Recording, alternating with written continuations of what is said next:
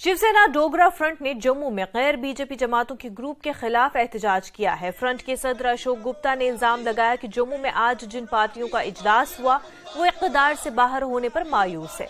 उन्होंने कहा कि अवाम ने उनकी तक़सीम की सियासत को मुस्तरद कर दिया।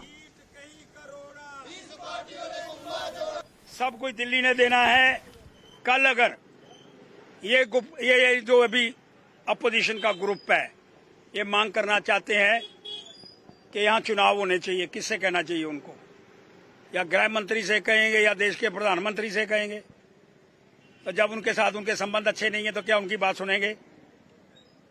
लेकिन लोगों को धोखा देने का प्रयास क्यों करना चाहते हो भाई? तुम्हारे संबंध अच्छे नहीं है, तुम प्रधानमंत्री से बात नहीं कर सकते, तुम गृह मंत्री से बात नहीं कर सकते, लेकिन इकट्ठा होकर के जम्मू कश्मीर की जनता को धोखा देने का प्रयास। इकट्ठे नहीं हो। किस तरह से एक पार्टी वर्चस्व के ऊपर रहे, दूसरे को नीचे लगा रही।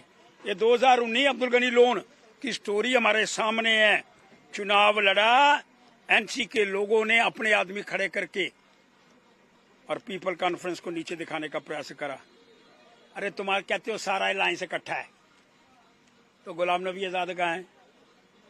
वो तुम्हारे साथ नहीं है, वो अपोजिशन का हिस्सा नहीं है, वो मिलकर के चुनाव नहीं लड़ेगा। तुम लोग इकट्ठे, ये सब एक ड्रामा है। मैंने फिर एक बात बड़ी अच्छी कही, कहीं की ईंट कहीं का रोड़ा, 20 पार्टियों